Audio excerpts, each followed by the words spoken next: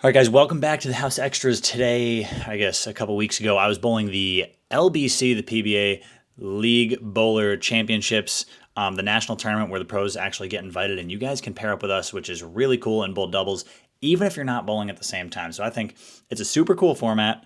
I was excited to go to Chicago. I did it the first year, skipped it the second year, and now I'm back for the third year. I'll tell you right now, this is going to be a little bit of me coaching myself and kind of bringing you along what I learned during the LBC, what I'm going to apply maybe for the tournaments coming up, and what I need to work on going ahead in the future. Because it wasn't my best tournament, but I definitely learned a lot along the way. And watching the video back, I learned even more. So let's get into it. As you can see, starting out, black hammer per usual. It's a lot of I only brought one black hammer. It was one that didn't hook as much. It was a 16 pounder. However, it didn't flare. I put a pretty weak layout on it. Also thought I made that spare, but I put a pretty weak layout on it to get it to go through the fronts a little bit, and it did. But it was just picking up really hard in the middle of the lane.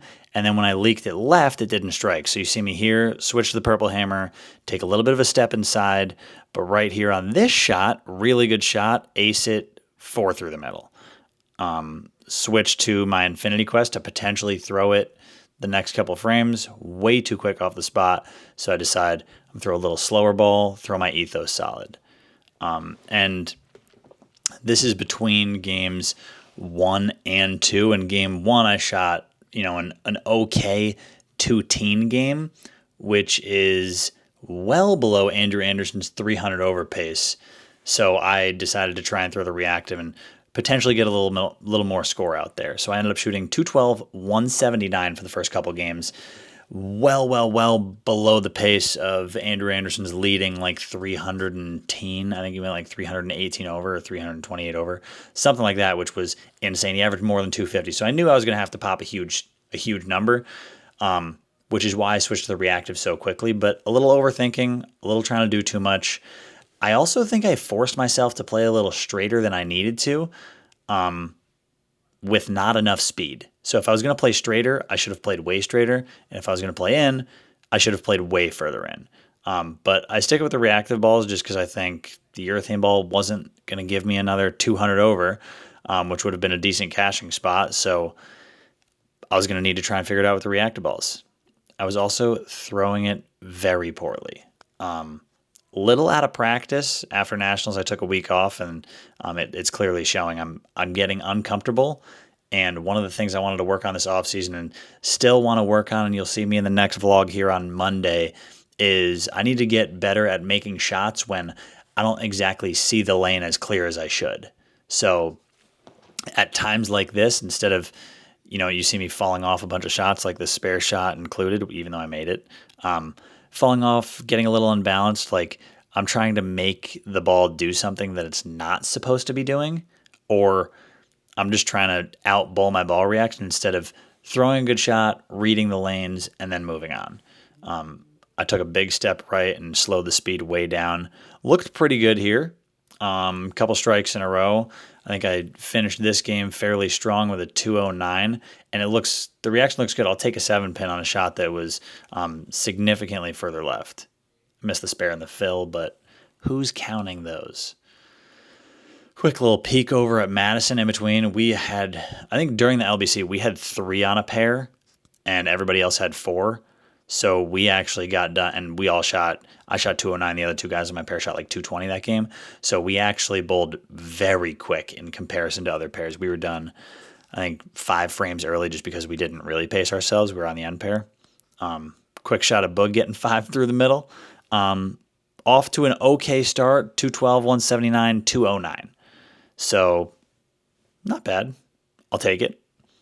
Not the worst start for me, but going forward, I think it's for sure the urethane ball. It's either the black hammer, probably not the purple hammer, because I think I've proven that moving in doesn't exactly help the score. It brings the 7-pin into play, and when you throw a really good shot or you throw a marginal shot, with where I'm at even after 3, I need 300 over, which means we need to shoot 900, which it can happen, But I'd really just like to end on a positive note and maybe get to 150 over where I shoot 750 the back three or even 100 over. So you see me here throw the black hammer, a little firmer, pairs way tighter. We bowled on the high end and then we switch all the way down to the low end on 5 and 6.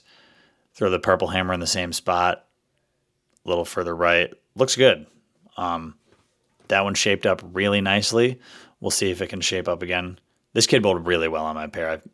His name is escaping me. I think it was Andrew or Andy, but he bowled very well. You see me out here now curling the purple hammer.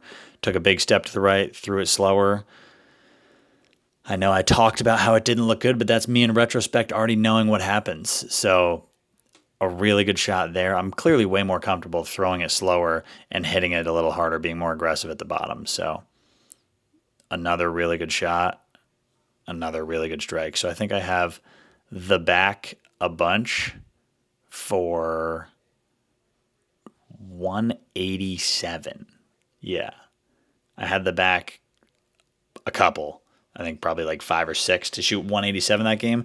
Not my best performance so far, but I'm glad I'm getting a little more comfortable. It's like as I've bowled a couple games now, I'm starting to get my hips back a little further. I'm sitting down on shots a little more. I'm not falling off as many, which helps the ball reaction when you throw it similar every shot instead of falling off a couple, rotating a couple, and hitting a couple a little harder. And then you see here, I just want to see what happens. I split in the 10th, I believe, for 187. I had the back bunch, and then I split in the 10th, and I also 210'd early I 3-7'd early in the game. So I threw the black hammer. I moved way left, and now we're chucking it. We're throwing it. This is pretty firm for me. I'm keeping the ball between 5 and 10 instead of trying to curl the lane. Couple okay shots that hit the pocket, and now we are lined up after a 3-pin. I think I 3-pin, and I'm like, okay, great. I can move further left, keep it right up against that friction. Trip 6, 7, and now we're ready to go. See the next couple shots. Really high flush. Oh my. And that's the one that makes you think, now we're in the right spot, because you throw it so far left that if it's going to come back from there and hit the pocket and strike, you got some room, loosens up the swing. Now you see me posting a bunch of shots. And this is the biggest thing I need to work on, is throwing shots like this when my ball reaction's not great. I say that as I throw a bad one, but if I could throw shots better when my ball reaction's not great, I could figure out a path to better ball reaction quicker. So looking forward to practicing in the next couple of weeks, probably just practicing being in uncomfortable situations and making sure I make good shots when I'm there. So going down, practicing at the RSC at Wichita State, where they bowl on a sport pattern they don't have a house pattern in the machine. So bowling on sport patterns all the time and throwing the wrong balls, I actually think will help me a ton, just because it'll be very hard to strike. I'll know it's the wrong ball, but I'll still have to make a shot to try and get it to strike. So I think stuff like that I used to do a ton when I was in college, forcing myself to play outside of 5 when it doesn't hook out there, or forcing myself to play 15 to 10 when it doesn't look good. So stuff like that'll help me, 1, recognize that I'm in the wrong part of the lane, and 2, make better shots to figure out that I'm in the wrong part of the lane quicker. So yeah, I had an absolute blast bowling the LBC. You see me, I rattle off the front a ton here this game. I think I rattle off the front 7 or 8, just way more comfortable in the right part of the lane. Hands doing the right thing, hands doing the same thing every time and the right thing. Still falling off a couple shots, which I don't love. I got to go back and practice getting my hips a little further back, sitting down on some shots more. And that was the one that ended the run. I think I went front 7, 10-pin, and then I went sheet for 279, including a messenger 4-pin that you just saw. So overall, fun week for me. I went plus 96 with 230, 279 the back 2 games. So learned a lot.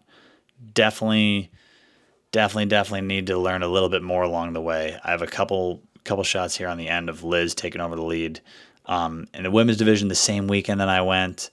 But yeah, I also wanted to say shout out to the PBA for hosting us, letting us come out. I had an absolute blast. I hope all of you guys out there get a chance to bowl it next year, because I know they hold this tournament every year. It's for a ton of money.